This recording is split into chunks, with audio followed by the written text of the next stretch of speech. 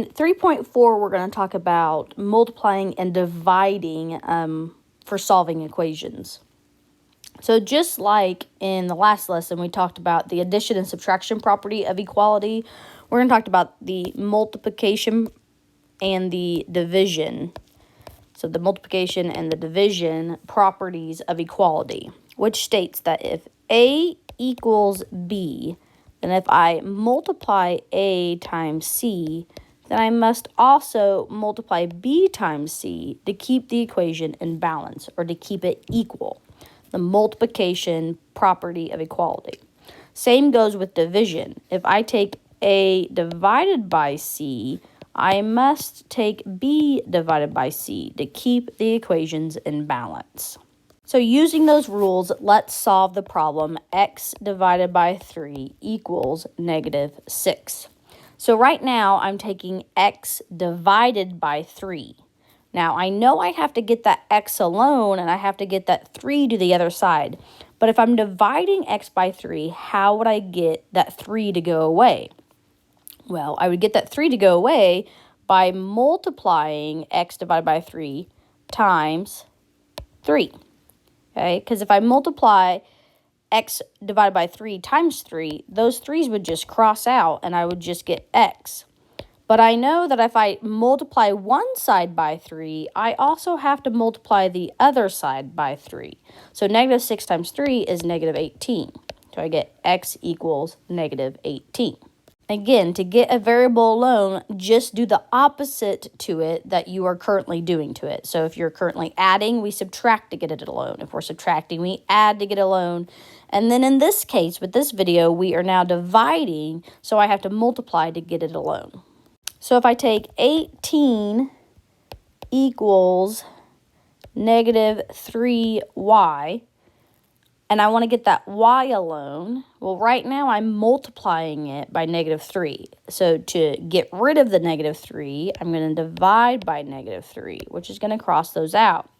And I'm just going to get y. If I divide one side by -3, I have to divide the other side by -3. And I'm going to get -6. So y equals -6.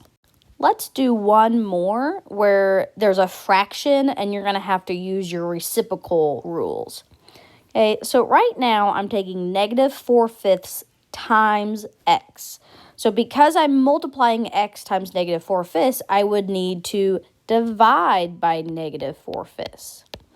Okay, but I know when dividing fractions, what do I do when I divide fractions? Let's take a break. And let's just do a simple one. If I have 1/2 divided by 1/2, let's just do that. Okay, I really know that I'm doing 1/2 times the reciprocal. Remember, I keep flip change. Okay, so then I would just get 1 as my answer. Okay, remember that from a couple chapters ago? So let's try that up here. Okay, because I am multiplying by -4/5, I need to divide by -4/5. But that really means that I'm just going to multiply by its reciprocal. Okay, and those cross out and those cross out. So I'm all good and I get x on this side. But because I multiplied by the fraction's reciprocal, I have to also do that on this side. I have to multiply by the fraction's reciprocal. And I know that -8 is really -8/1. That's invisible math. And I can simplify these if I want. I can take a 4 out, okay, to solve the problem. So now I have -2/1 times -5/1. I know when I'm multiplying fractions, I just multiply across. And then -2 times a -5 is a +10 because I have an even number of negatives. And that's 10/1. But I don't have to put that 1 because that's invisible math. So I get as my answer x equals 10. So just remember your rules about multiplying and dividing fractions. If you need to divide a fraction, you really multiply by its reciprocal.